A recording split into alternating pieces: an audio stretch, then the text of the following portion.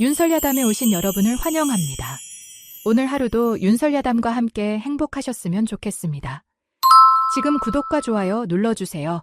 그럼 오늘의 야담 시작합니다. 옛날 옛적 조선 한양 도성외과 어느 작은 마을에 몰락한 양반과 김대감의 집이 있었습니다. 한때는 곳간에 쌀이 가득하고 행랑채마다 하인들로 북적이던 대저택이었으나 세월이 흐르며 가세가 기울어 이제는 예전의 영화를 찾아보기 어려웠지요. 그 저택 뒤편 초라한 행랑채에는 성실한 머슴 돌쇠와 그의 노모 박씨가 살고 있었습니다. 돌쇠는 새벽별이 떠오를 때면 일어나 저녁 달이 높이 뜰 때까지 쉬지 않고 일했지요. 그의 손길이 닿지 않는 곳이 없었습니다. 대감의 말먹이를 챙기고 땔감을 패고 눈 내리면 눈을 치우고 비 오면 지붕을 고치며 묵묵히 살아가는 그였습니다. 돌쇠야, 이리 와보거라. 오늘 마당 쓸고 곳간 정리하고 나면 대감님 서책방 좀 청소해라. 어제 술 드시다 쏟으셨다더구나. 아침이면 어김없이 들려오는 노무의 잔소리에 돌쇠는 언제나 같은 대답을 했습니다. 예, 어머니. 알겠습니다. 돌쇠의 나이 28, 장정으로 불릴 만한 나이였지만 여전히 총각이었습니다. 마을의 다른 또래들은 이미 아이를 둘셋 두고 있었지만 그는 홀로 계신 어머니를 모시느라 장가갈 엄두도 내지 못했지요. 사실 그런 생각을 할 틈도 없었습니다. 새벽부터 밤까지 쉼없이 일하다 보면 하루가 어떻게 지나가는지도 모를 정도였으니까요. 하지만 인간이란 게 참 이상한 것. 아무리 바쁘게 살아도 마음 한구석에는 늘 무언가 허전함이 자리하는 법이지요. 돌쇠도 예외는 아니었습니다. 밤이면 지친 몸을 이불에 뉘이고 두 눈을 감으면 그때서야 가슴 깊은 곳에서 외로움이 스멀스멀 올라왔습니다. 돌쇠야, 너도 이제 장가들 때가 됐구나. 올해 봄에는 중매라도 한번 서볼까? 노무 박씨가 종종 그런 말을 꺼내곤 했지만 돌쇠는 언제나 같은 대답을 하며 슬쩍 화제를 돌렸습니다. 아이고, 어머니, 무슨 말씀을요. 아직 멀었습니다. 그보다 내일 장에 가셔야 하지 않습니까? 된장 다 떨어졌다고 하셨잖아요. 그런 돌쇠의 평범한 일상이 송두리째 뒤바뀌게 된 것은 추운 겨울, 눈이 펑펑 내리던 그날 밤이었습니다. 그날따라 바람이 유난히 세차게 불어 대문 여닫는 소리가 끊이지 않았습니다. 돌쇠는 잠결에도 이 추위에 노모가 춥지는 않을까 걱정하며 자리에서 일어나 방문을 열었습니다. 마침 노모가 대문을 열고 들어오는 모습이 보였지요. 어머니, 이 밤중에 어디 다녀오십니까? 돌쇠가 묻자 노모는 대답 대신 헐떡이는 숨을 내쉬었습니다. 그리고 이상하게도 노모의 등에는 무언가가, 아니, 누군가가 엎여 있었습니다. 돌쇠는 깜짝 놀라 달려갔습니다. 어머니, 그게 뭐요? 누구십니까? 쉬릿, 조용히 하거라. 얼른 방으로 들어가자. 박씨는 서둘러 방으로 들어왔고 돌쇠는 그제야 노무의 등에 엎인 것이 한 여인임을 확인할 수 있었습니다. 그것도 아주 젊고 고운 여인이었지요. 하얀 얼굴에 붉은 입술, 가느다란 눈썹과 긴 속눈썹이 인상적인 여인이었습니다. 어머니, 이 여인은 누구십니까? 어디서 데려오신 것입니까? 장에 갔다가 산길에서 만났다. 쓰러져 있길래 업고 왔지. 불쌍한 거 거의 얼어 죽을 뻔했어. 노모의 말에 돌쇠는 의아했습니다. 장은 아침에 다녀오신다고 하셨는데 이 밤중에 다녀오셨다니요. 게다가 날씨가 이리 추운데 어찌 산길을 지나오셨을까요? 하지만 그런 의문은 잠시 접어두고 돌쇠는 서둘러 아궁이에 불을 지폈습니다. 어서 따뜻하게 해드려야겠습니다. 돌쇠가 불을 지피는 동안 박씨는 여인의 젖은 옷을 벗기고 마른 옷으로 갈아입혔습니다. 여인의 손과 발은 차갑기가 얼음장 같았고 입술은 파랗게 질려 있었지요. 이 아이, 숨은 붙어 있나? 노모가 걱정스럽게 여인의 얼굴을 들여다보았습니다. 돌쇠도 함께 여인의 얼굴을 들여다보았는데 그때 여인의 속눈썹이 파르르 떨리더니 천천히 눈을 떴습니다. 아, 정신이 드는구나. 다행이다. 어디가 아프냐? 아가?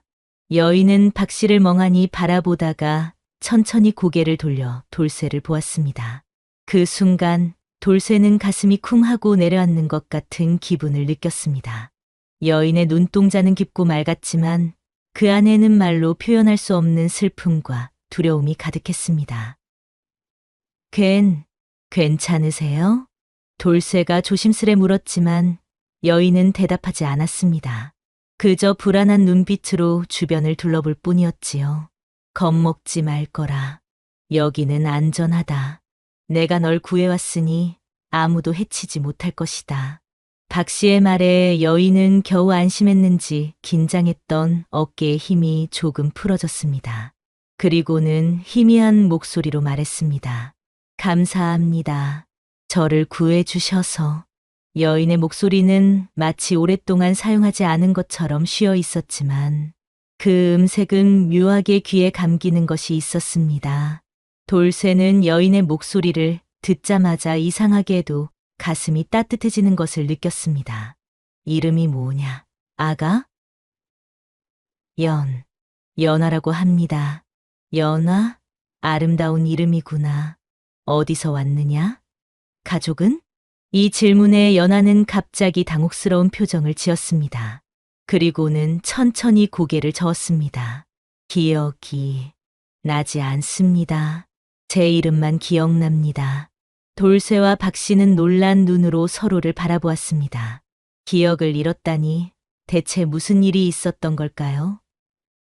하지만 지금은 그런 걸 캐물을 때가 아니었습니다. 우선은 여인이 따뜻하게 몸을 녹이고 휴식을 취하는 것이 중요했지요. 일단 쉬어라. 내일 다시 이야기하자. 박 씨는 이불을 두껍게 덮어주며 말했고 연아는 감사의 눈빛을 보낸 뒤 다시 눈을 감았습니다. 그 모습이 너무나 연약해 보여 돌쇠는 가슴이 아팠습니다. 대체 어떤 일을 겪었길래 이리도 지쳐 보일까요? 다음 날 돌쇠는 평소보다 일찍 일어나 방에 들어가 보았습니다. 연아는 여전히 깊은 잠에 빠져 있었고 박 씨는 그 옆에서 꼼꼼히 살피고 있었지요. 어머니, 괜찮으십니까? 응. 밤새 열이 좀 있었는데 이제 내린 것 같구나. 박 씨는 연아의 이마에 손을 얹어보며 안도의 한숨을 내쉬었습니다. 돌쇠는 노모의 모습을 보며 의아했습니다. 낯선 여인을 이렇게 극진히 돌보시는 모습이 처음이었거든요. 어머니, 저 여인, 정말 산길에서 우연히 만나신 건가요? 돌쇠의 질문에 박 씨는 잠시 굳은 표정을 지었다가 이내 담담한 목소리로 대답했습니다. 그렇다.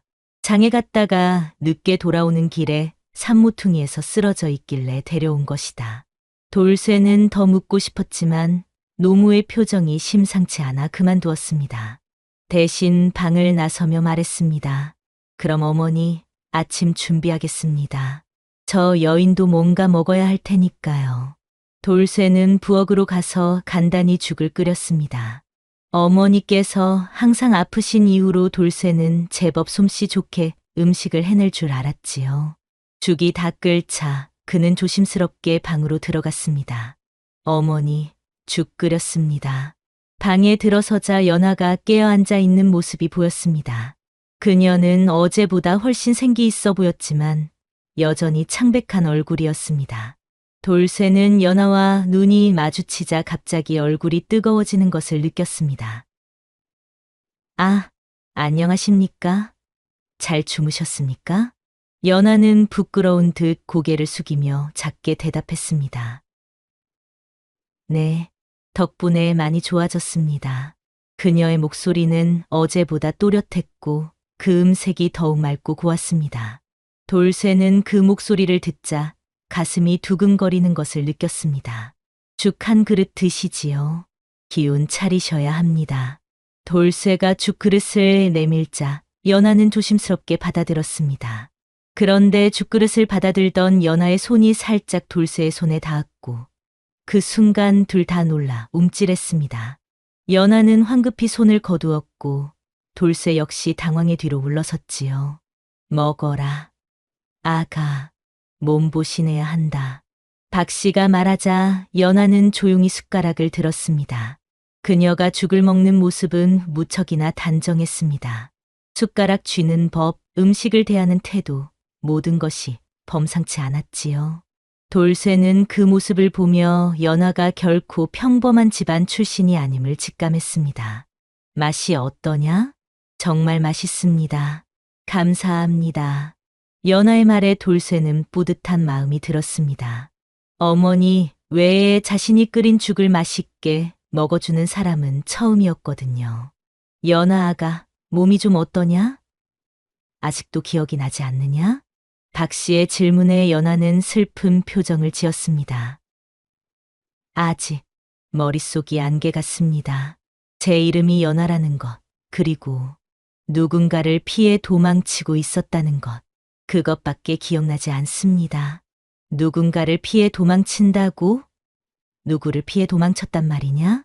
돌쇠가 물었지만 연하는 고개를 저었습니다. 그건 기억나지 않습니다. 그저 두렵고 무서웠다는 느낌만. 연하의 목소리가 떨렸고 그녀의 눈에는 공포의 그림자가 어렸습니다. 돌쇠는 더 이상 묻지 않았습니다. 분명 끔찍한 일을 겪었을 테니까요. 괜찮다. 아가, 여기서는 아무도 널 해치지 못할 것이다. 우리가 지켜줄 테니 안심하거라. 박씨의 말에 연하는 고마움의 눈물을 글썽였습니다. 감사합니다. 은희님. 그렇게 연하는 돌쇠네 집에 머물게 되었습니다. 처음에는 이틀만, 몸이 나아질 때까지만 있겠다고 했지만 이틀이 사흘이 되고 사흘이 나흘이 되면서 어느덧 열흘이 넘게 지났습니다. 그동안 연하는 조금씩 건강을 회복했고 집안일도 돕기 시작했습니다. 하지만 그녀는 분명 고운 손을 가진 양반집 교수였을 터 빨래는 어떻게 하는지, 밥은 어떻게 짓는지도 모르는 모양이었습니다. 아이고, 연하아가, 그렇게 빨래를 하면 어쩌냐? 손이 다트겠구나. 박씨가 한숨을 쉬며 연하의 손에서 빨랫감을 빼앗았습니다. 연하는 당황한 표정으로 사과했습니다. 죄송합니다. 제가 잘 몰라서. 괜찮다. 아가, 내가 해본 적이 없는 일을 어찌 알겠느냐. 천천히 배우면 된다. 박씨는 따뜻하게 말했지만 한편으로는 걱정스러운 눈빛을 보냈습니다. 연하가 집안일에 서툰 것은 그녀가 분명 양반집, 그것도 상당히 높은 가문의 교수였을 것이라는 증거였으니까요. 돌쇠는 그런 연하의 모습을 보며 자꾸만 가슴이 따뜻해졌습니다. 서투른 손으로 열심히 일하려는 모습, 실수를 해도 포기하지 않고 계속 배우려는 의지, 그 모든 것이 귀엽고 사랑스러웠지요. 연하 아가씨, 제가 도와드리겠습니다. 돌쇠는 연하가 물동이를 나르려 하다 비틀거리는 것을 보고 달려가 물동이를 받아들었습니다. 연하는 놀란 눈으로 돌쇠를 바라보았고 그 순간 둘의 눈이 마주쳤습니다. 무언가 전기가 통한 것처럼 두 사람은 잠시 그 자리에 얼어붙었지요. 고맙습니다. 돌쇠 도령. 연하가 부끄러운 듯 고개를 숙이며 말했습니다. 돌쇠는 가슴이 두근거렸습니다. 도령이라니 자신은 그저 머슴일 뿐인데 말이지요. 하지만 연하의 입에서 나온 도령이란 호칭이 왠지 기분 좋게 느껴졌습니다. 아가씨, 저는 그저 머슴입니다. 도령이 아니라 그냥 돌쇠라 불러주십시오. 아니에요. 제게는 은인이시니 도령이라 부르겠습니다.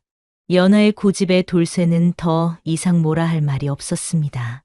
사실 내심 기분이 좋았으니까요. 해가 질 무렵 돌쇠는 우물가에서 물을 길어 오는 연하를 발견했습니다. 그녀는 물동이를 들고 오는 길에 자꾸 비틀거렸지만 포기하지 않고 한 걸음 한 걸음 내딛고 있었지요. 그 모습이 너무 안쓰러워 돌쇠는 달려가 도우려 했지만 문득 발걸음을 멈추었습니다. 연하의 뒷모습이 석양에 물들어 너무나 아름다웠기 때문입니다. 해 질녘 붉은빛 속에서 물동이를 들고 걸어오는 연하의 모습은 마치 한 폭의 그림 같았습니다. 그녀의 긴 머리카락이 바람에 흩날리고 가녀린 어깨가 물동이의 무게로 살짝 굽어 있었지요. 돌쇠는 그 모습을 바라보며 가슴 한구석이 아려오는 것을 느꼈습니다. 이런 아름다운 여인이 자신의 집에 머물고 있다는 사실이 꿈만 같았지요. 하지만 동시에 언젠가는 그녀가 떠날 것이라는 생각에 벌써부터 서글퍼졌습니다. 돌쇠 도령, 왜 그렇게 서 계십니까? 연하가 돌쇠를 발견하고 물었습니다. 돌쇠는 당황해 대답했습니다. 아, 아닙니다. 그저 해가 져서 아가씨 모습이 너무... 말을 더듬는 돌쇠의 모습에 연하는 살며시 웃었습니다. 그 웃음소리가 너무나 맑고 고와 돌쇠는 넋을 잃고 바라보았습니다. 도령께서 그렇게 쳐다보시면 부끄럽습니다. 연하가 고개를 숙이며 말했지만 그녀의 입가에는 미소가 어려 있었습니다. 돌쇠는 얼굴이 붉어졌지만 용기를 내어 물동이를 받아들었습니다. 제가 들겠습니다. 아가씨 손이 다 트실라. 연하는 기꺼이 물동이를 내주었고 두 사람은 나란히 집으로 걸어갔습니다. 그 짧은 순간이 돌쇠에게는 평생 잊지 못할 추억으로 남았지요. 그렇게 시간이 흘러 어느덧 한 달이 지났습니다. 연하는 완전히 돌쇠네 집의 식구가 된 것 같았습니다. 서툴렀던 집안일도 이제는 제법 익숙해졌고 박 씨와 돌쇠에게 정성껏 밥상을 차려주었지요. 특히 연하가 끓인 미역국은 돌쇠가 가장 좋아하는 음식이 되었습니다. 연하 아가씨, 이 미역국 정말 맛있습니다. 정말요? 다행이네요. 어머님께 배운 대로 했는데. 연하는 기쁜 듯 미소 지었습니다.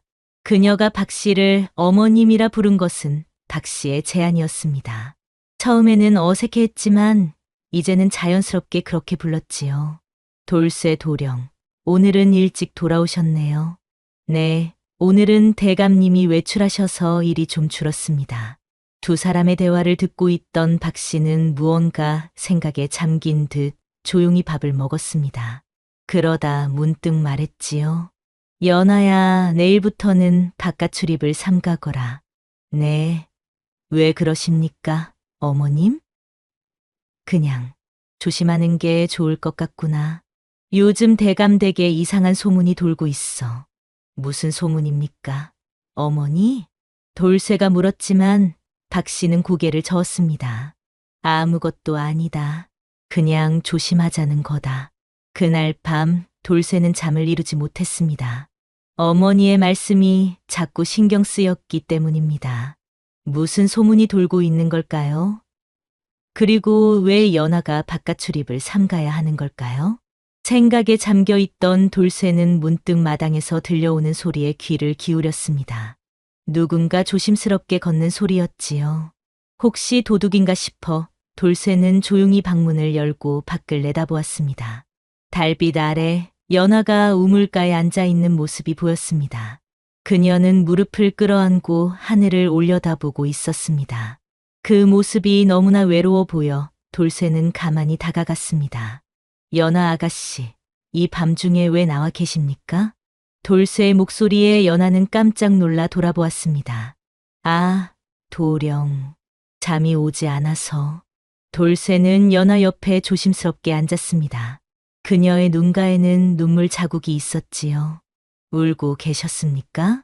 연하는 대답 대신 고개를 숙였습니다. 돌쇠는 가슴이 아팠습니다. 그녀가 무슨 생각을 하며 울었는지 알 수 없었지만 그저 위로해주고 싶었지요. 아가씨, 무슨 일이 있으셨는지 말씀해 주시겠습니까? 제가 도울 수 있을지도 모릅니다. 연하는 한참을 침묵하다가 조용히 입을 열었습니다. 꿈을 꾸었어요. 불길에 휩싸인 집, 사람들의 비명, 그리고 누군가 저를 쫓는 모습. 연하의 목소리가 떨렸고 그녀의 손도 함께 떨리고 있었습니다. 돌쇠는 조심스럽게 그녀의 손을 잡았습니다. 두려워하지 마십시오. 이제 안전합니다. 제가 지켜드리겠습니다. 연하는 놀란 듯 돌쇠를 바라보았습니다. 그리고는 천천히 미소 지었지요. 고맙습니다, 도령. 정말 고맙습니다. 달빛 아래 두 사람은 오랫동안 이야기를 나누었습니다. 연하는 자신의 꿈에 대해, 그리고 자신이 누군지 알고 싶다는 마음에 대해 이야기했고, 돌쇠는 자신의 어린 시절과 어머니와의 추억을 들려주었지요. 도령은 정말 효자이십니다. 어머님을 그렇게 정성껏 모시다니. 당연한 일입니다. 어머니는 저를 위해 모든 것을 희생하셨으니까요. 어머님은 도령을 정말 사랑하시는 게 분명해요. 연하의 말에 돌쇠는 미소 지었습니다. 그리고 문득 용기를 내어 물었습니다. 아가씨, 혹시 기억이 돌아오면 떠나실 건가요? 연하는 잠시 생각에 잠기더니 고개를 들어 돌쇠를 바라보았습니다. 모르겠어요. 하지만 지금 이 순간 이곳이 제가 있어야 할 곳 같다는 생각이 듭니다. 그 말에 돌쇠는 가슴이 벅차올랐습니다. 그리고 용기를 내어 한 걸음 더 나아갔지요. 저도 아가씨가 이곳에 계셨으면 좋겠습니다. 두 사람의 눈이 마주쳤고 그 순간 시간이 멈춘 것 같았습니다. 달빛 아래 돌쇠는 연하의 얼굴이 점점 가까워지는 것을 느꼈습니다. 그리고 두 사람의 입술이 닿을 듯 말 듯한 그 찰나. 돌쇠야, 연하야, 어디 있느냐? 박씨의 다급한 목소리에 두 사람은 황급히 떨어졌습니다. 돌쇠는 얼굴이 화끈거리는 것을 느끼며 자리에서 일어났습니다. 여기 있습니다, 어머니. 박씨는 우물가로 급히 다가왔습니다. 그녀의 표정은 심상치 않았지요. 얼른 들어가자. 위험하다. 무슨 일이십니까? 어머니? 대감이 내일 행랑채를 돌아보신다고 하더구나. 박씨의 말에 돌쇠는 의아했습니다. 김 대감이 행랑채에 오는 일은 거의 없었거든요. 대체 무슨 일이 있는 것일까요? 네. 갑자기 왜요? 모르겠다. 하지만 좋은 일은 아닐 게다. 특히 연하, 너는 내일 온종일 방에 숨어 있어야 한다. 박씨의 말에 연하는 불안한 표정을 지었습니다. 돌쇠 역시 걱정이 되었지요. 그는 연하의 손을 잡고 안심시켰습니다. 걱정 마십시오. 제가 지켜드리겠습니다. 다음 날 아침, 돌쇠는 평소보다 일찍 일어나 행랑채 주변을 깨끗이 청소했습니다. 그리고 연하는 박씨의 말대로 방 안에 꼭꼭 숨어 있었지요. 해가 중천에 떴을 무렵 김대감이 하인 며칠 거느리고 행랑채로 향했습니다. 돌쇠야, 어디 있느냐? 예, 대감마님. 여기 있습니다. 돌쇠는 허리를 굽혀 공손히 인사했습니다. 김 대감은 늘 자신을 무시하던 사람이었지만 오늘따라 친절하게 대했습니다. 그동안 수고가 많았구나. 너희 어미는 어디 있느냐? 방에 계십니다. 몸이 좀 편찮으셔서. 그런가? 가서 뵙고 싶은데 괜찮겠느냐? 돌쇠는 당황했지만 거절할 수 없었습니다. 그는 김 대감을 모시고 방으로 향했지요. 방문을 열자 박씨가 놀란 눈으로 바라보았습니다. 대감마님, 어인일로 이런 누추한 곳에. 허허, 박씨, 그동안 잘 지냈는가? 내가 오랫동안 너희들 살피지 못했구나. 김 대감은 방 안을 둘러보았습니다. 그의 눈은 무언가를 찾는 듯했지요. 돌쇠는 가슴이 조마조마했습니다. 만약 연하를 발견한다면 어쩌지? 여기 사람이 셋이 살기에는 좁아 보이는구나. 방이 하나뿐이냐? 예, 대감마님. 저희 모자만 살고 있어 이 정도면 충분합니다. 박씨가 재빨리 대답했지만 김 대감은 의심스러운 눈빛을 보냈습니다. 그런가? 그런데 이상하구나. 요즘 행랑채에 젊은 여인이 있다는 소문이 들리던데. 돌쇠와 박씨는 순간 얼어붙었습니다. 누군가 연하의 존재를 김 대감에게 알린 것이 틀림없었습니다. 아닙니다, 대감마님. 그저 소문일 뿐입니다. 돌쇠가 급히 부인했지만 김 대감은 미심쩍은 표정이었습니다. 그런가? 하지만 내 귀에 들어온 소문은 그저 헛소문이 아닌 경우가 많더구나.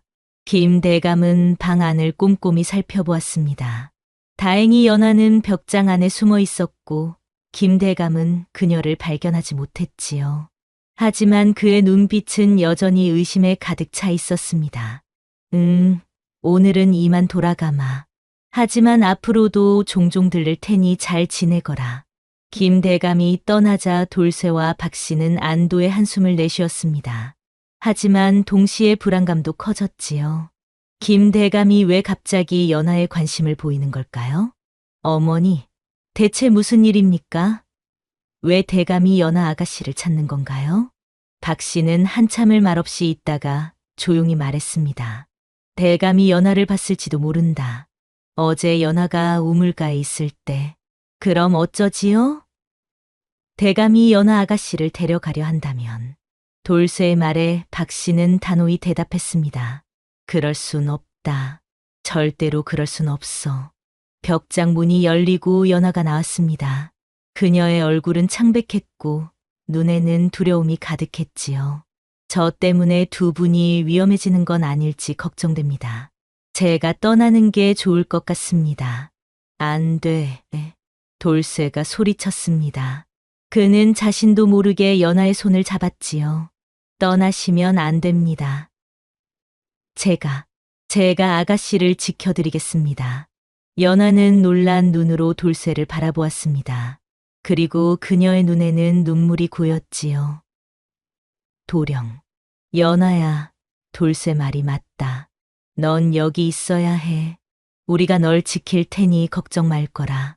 박 씨의 말에 연하는 고개를 숙였습니다. 하지만 제가 누군지도 모르는데 저 때문에 두 분이 고생하시는 건 괜찮다. 아가, 너는 이제 우리 가족이니까. 박 씨의 말에 연하는 눈물을 흘렸습니다. 돌쇠도 가슴이 뭉클해졌지요. 비록 짧은 시간이었지만 연하는 이미 그들의 소중한 가족이 되어 있었습니다. 그날 이후 돌쇠와 박 씨는 연하를 더욱 조심스럽게 숨겼습니다. 연하는 낮에는 방 안에만 있고 밤이 깊어서야 잠깐 바깥 공기를 쐬었지요. 그런데도 김 대감은 포기하지 않고 자주 행항채를 찾아왔습니다. 돌쇠야, 진실을 말해보거라. 정말 젊은 여인이 없느냐? 없습니다, 대감마님. 그저 소문일 뿐입니다. 그런가? 하지만 내 눈으로 직접 본 것 같은데. 김 대감의 말에 돌쇠는 가슴이 철렁 내려앉았습니다. 정말 김 대감이 연하를 본 것일까요? 찾아내고 말 테다. 내가 원하는 것은 반드시 얻는 법이니.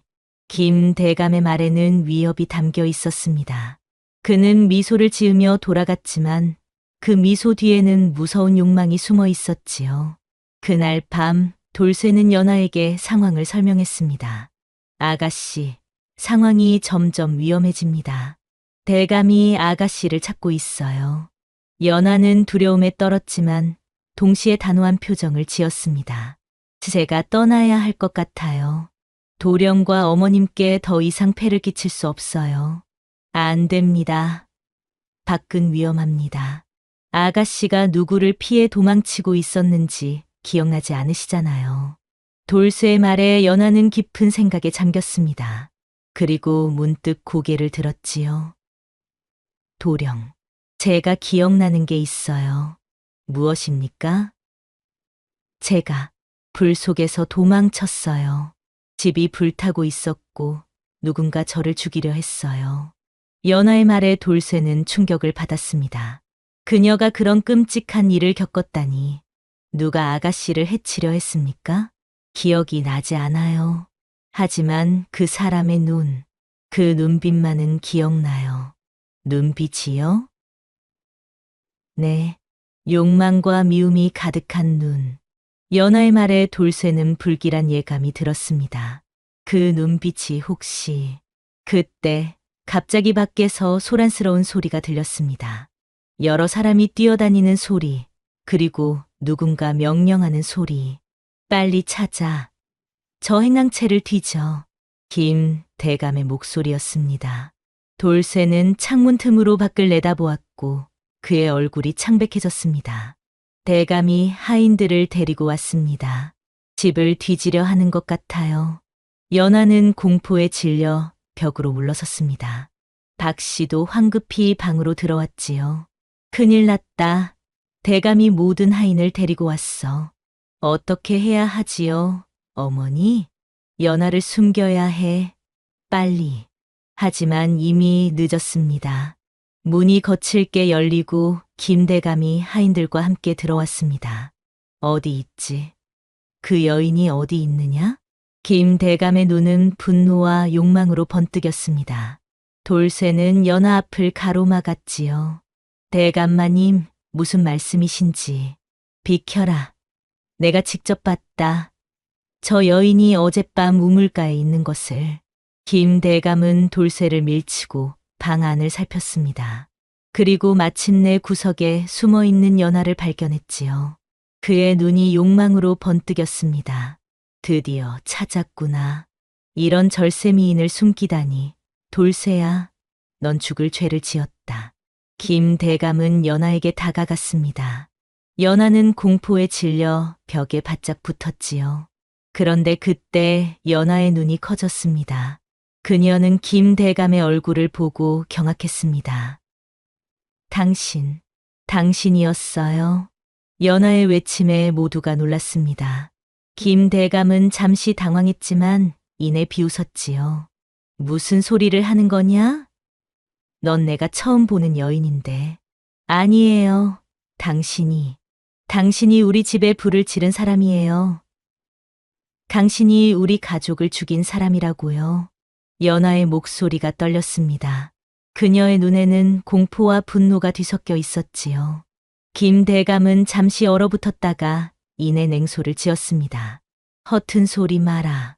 내가 누군지도 모르면서 무슨 헛소리냐. 이제 기억났어요. 제 이름은 이연화. 이 판서의 딸이에요. 연하의 말에 방 안이 순간 조용해졌습니다.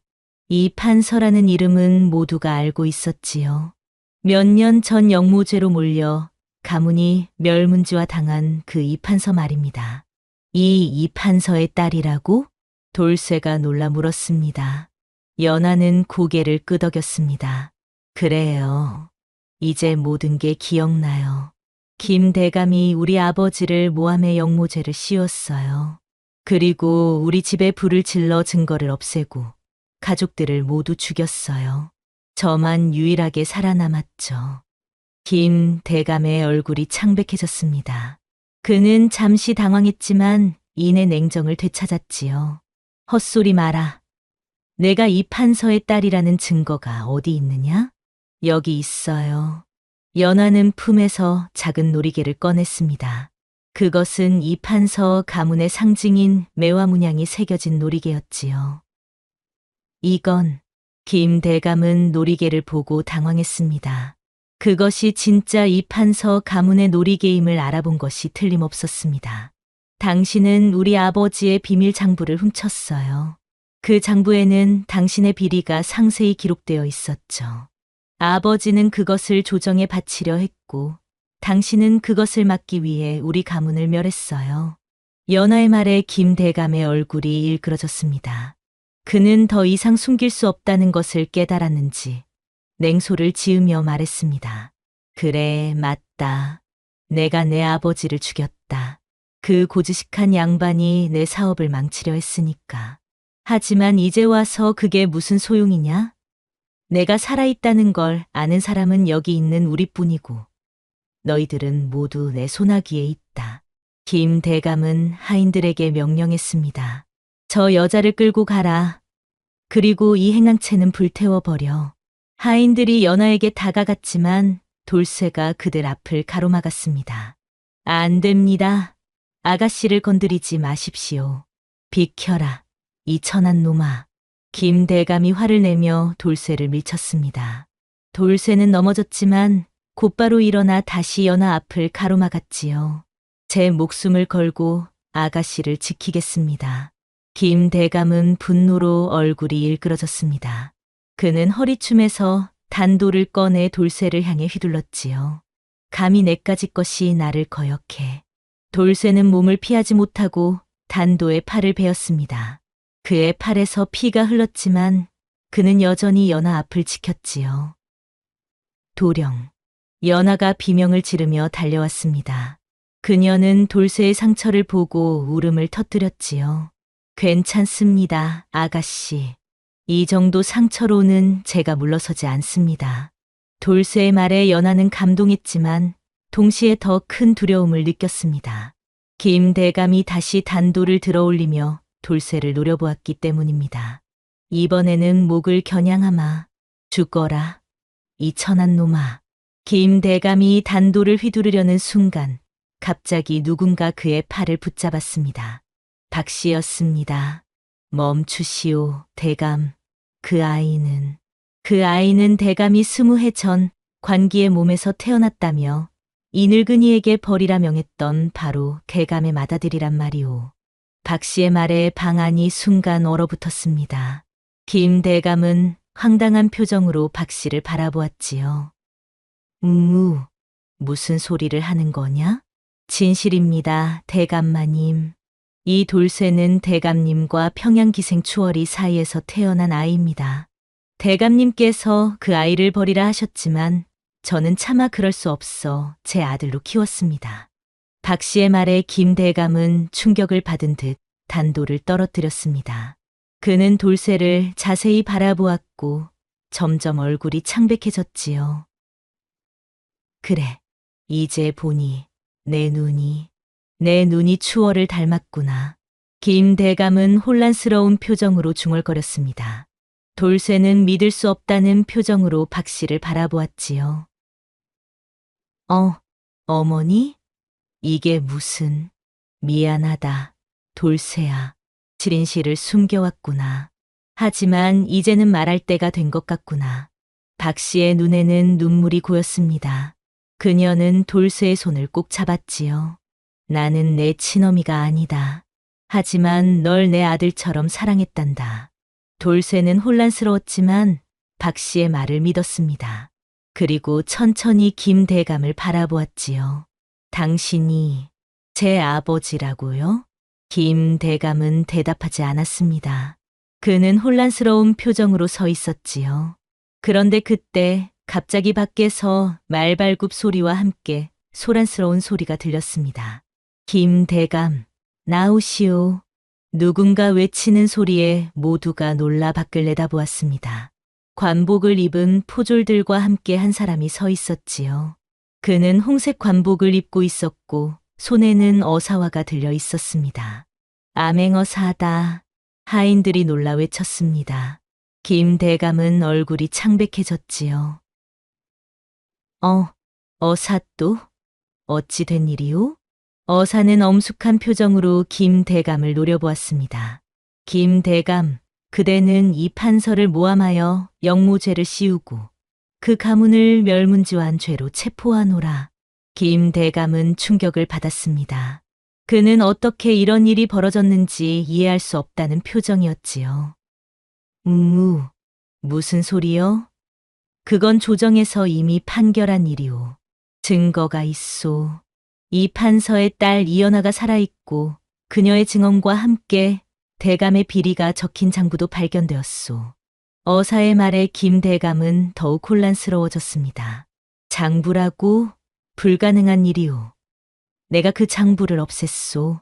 김대감은 자신도 모르게 실토하고 말았습니다.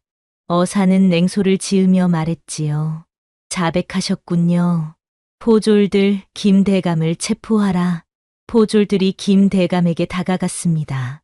김대감은 발버둥 쳤지만 이미 늦었지요.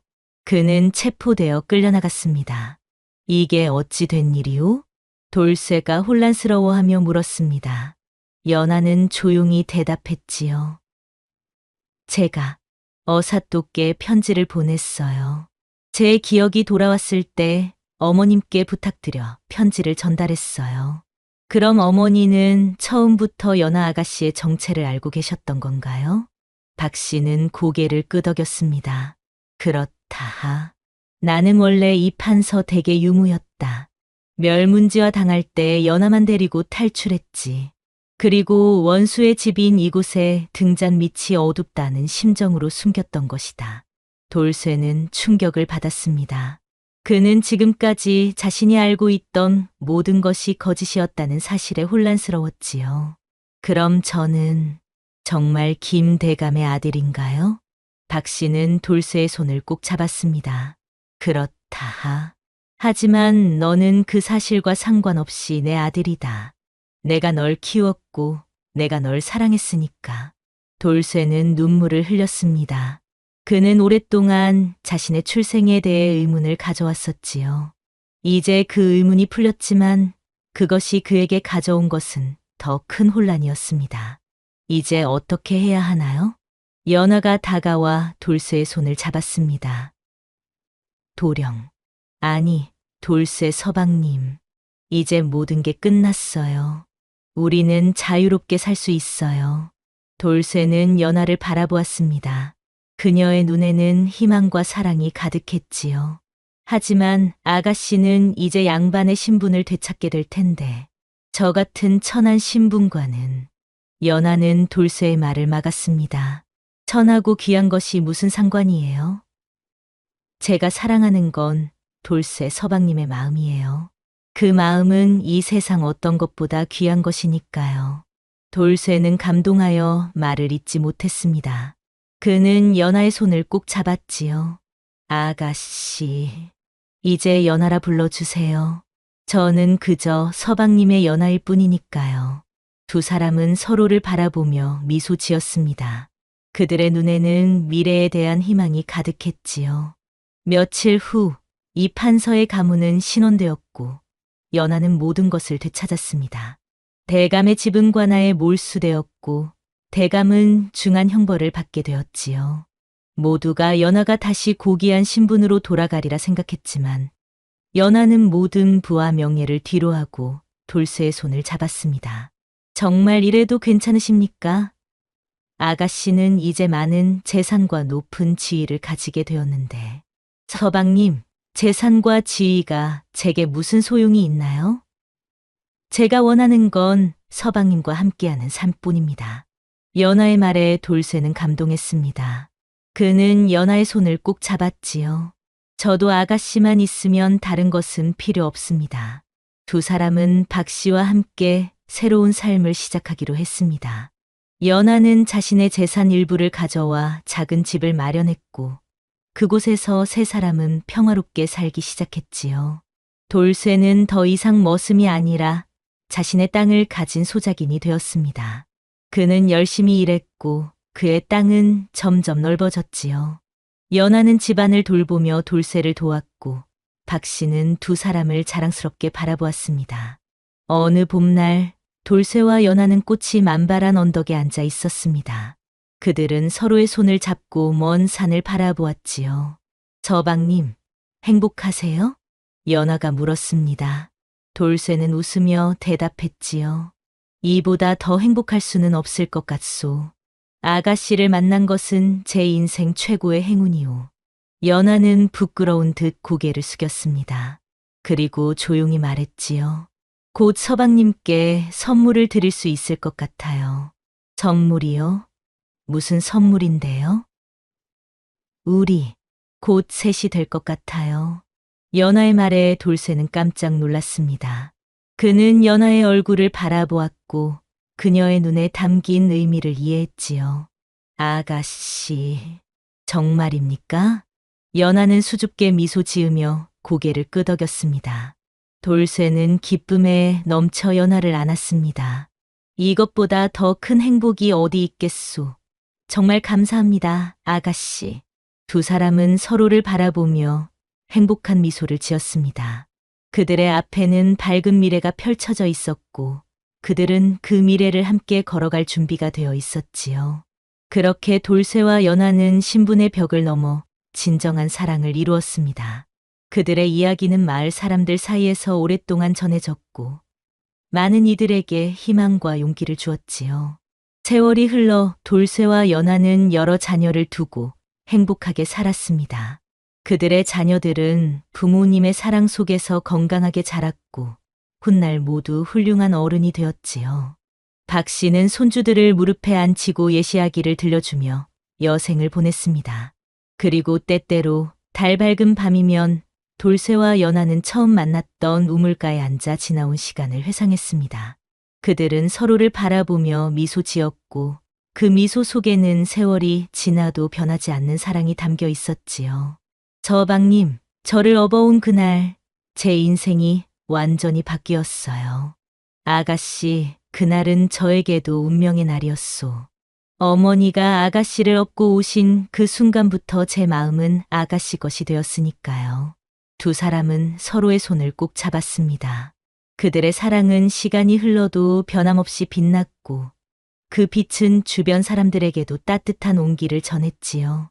이것이 바로 업어온 새색시의 비밀 이야기입니다.